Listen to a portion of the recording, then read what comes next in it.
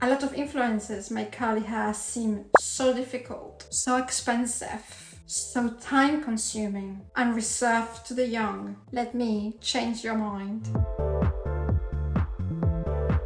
Hello friends and welcome to my channel where we talk about hair care. My name is Irena and these are the French curls. In today's video I'm going to share with you 5 things I wished I knew before I embarked on my curly hair journey, why I gave up, and what helped me and inspired me to retake my curly journey and never looked back.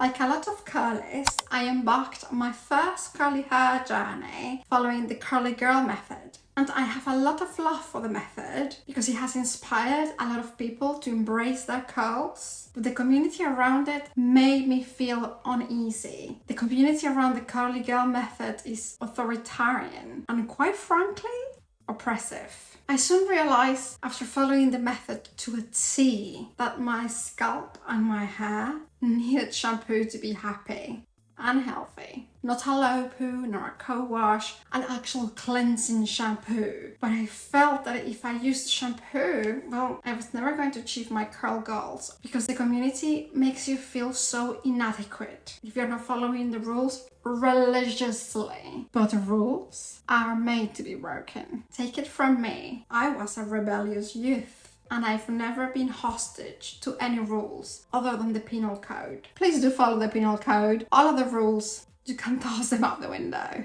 All joking aside, I went and got myself a proper bottle of shampoo and I genuinely felt like I was getting a fix. And you shouldn't feel like that about shampoo. So I left my curly hair journey because I felt really discouraged from it. So I wish I knew sooner that the curly girl method is not the only way. It's not even necessarily the healthiest way, nor the most natural way. When I realized that, I plunged into my curly hair journey again. But this time, I was going to use whatever products I enjoyed. And here we are today. Comparison is the thief of joy. I knew transitioning would take time. I just wasn't prepared for my hair to not look neither here nor there for what it seemed an eternity. And as much as you have to accept that transitioning stage, I wished I stopped waiting for my Shirley Temple's curls to appear out of nowhere sooner. You have to learn to love your curl pattern. Otherwise, the journey will be a losing battle. Perfectly defined 3B style ringlets aren't the epitome of healthy curls. They're just a hair type that not everybody has. Social media has made curly hair influencers with 3B style hair the most famous. And they seem to be the beauty gold standards. And please don't get me wrong, some of these influencers are absolutely gorgeous. They have beautiful hair and you can find them dishing out really good advice and honest product reviews. But some of them just have pretty hair and that's okay. But just don't be discouraged if your hair is not that perfect ringlet. You should be aiming for the best version of your unique and individual hair.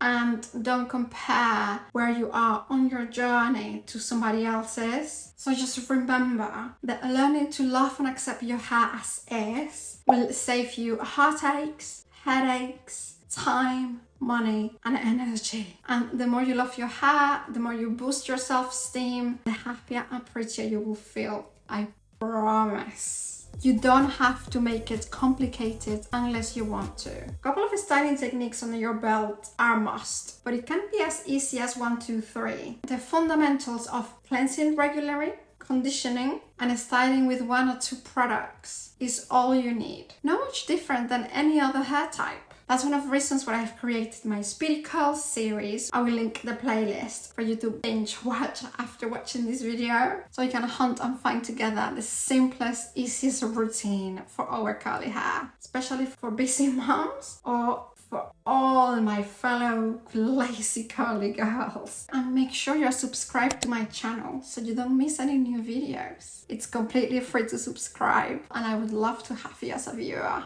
And wavy, curly and coily hair can take slightly longer to style and maintain than most straight hair, but don't be fooled. Beautiful, voluminous, straight hair takes as much effort to upkeep as beautiful curly hair. So don't be discouraged from your journey.